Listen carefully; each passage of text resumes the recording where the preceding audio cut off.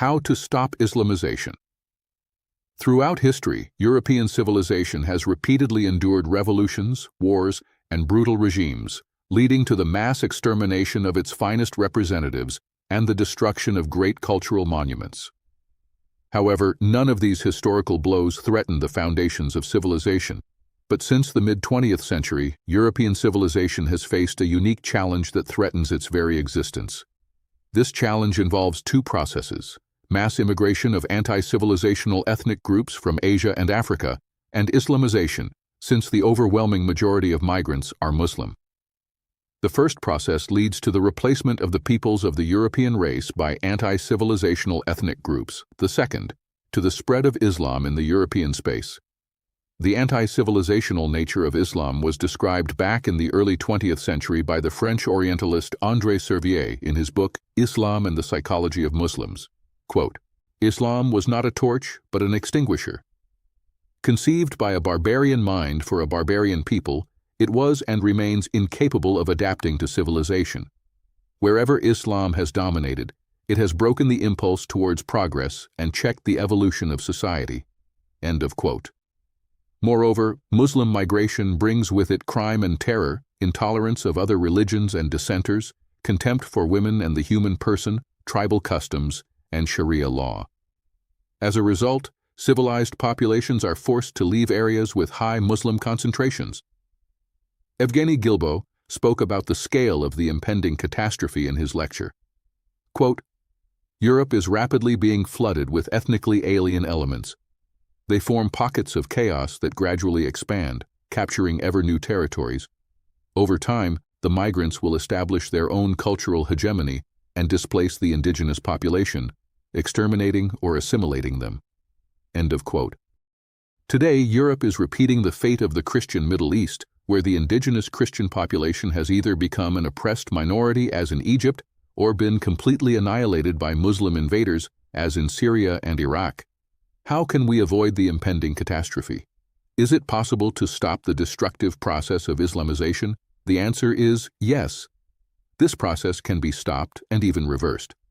To achieve this, only one measure is necessary: a legal ban on Islam. The fact is that Islamic law contains a provision according to which a Muslim who is unable to openly practice Islam, observe obligatory religious precepts, and preserve his faith, is obliged to perform hijrah, move to a country where he can freely practice his religion. The provision on hijrah is based on the 97th verse of the 4th surah of the Quran and some hadiths. The effectiveness of restrictive measures against Islam has been demonstrated by the experience of France, which adopted a 2004 law banning ostentatious religious symbols in public schools, including the hijab, and a 2010 law banning full-face veils in public places, including the niqab. Even these relatively mild restrictions have led to a significant emigration of some French Muslims to countries where there are no such restrictions. Thus, banning Islam appears to be a simple and effective solution to the problem of Islamization. It could not only stop Muslim immigration to Europe, but also trigger the reverse process, the emigration of Muslims from Europe.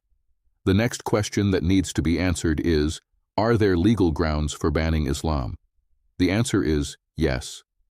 Such grounds exist. Moreover, there is already a legal precedent, the Amsterdam Court's decision of June 2011, acquitting Dutch politician Geert Wilders, who had been accused of inciting hatred by Muslim organizations.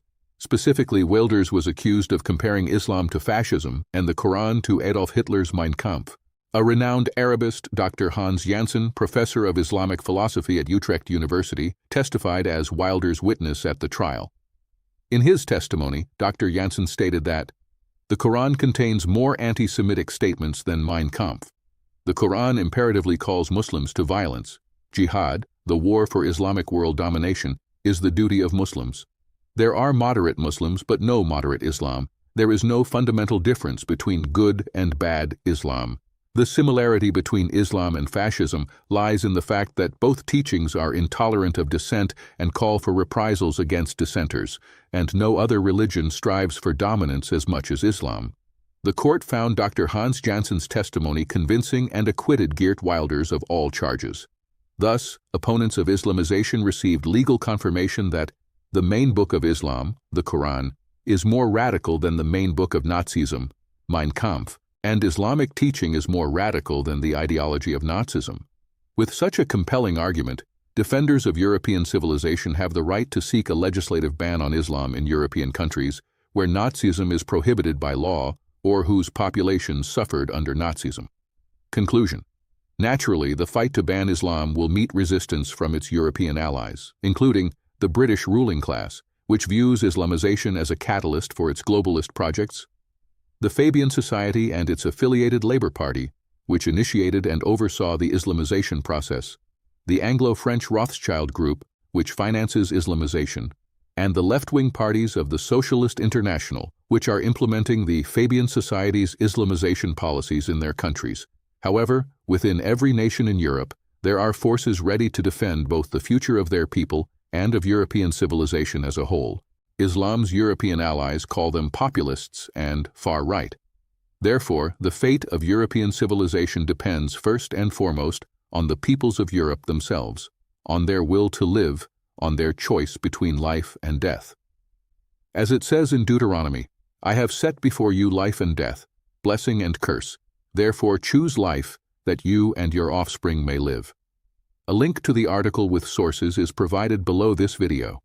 Thank you for your attention.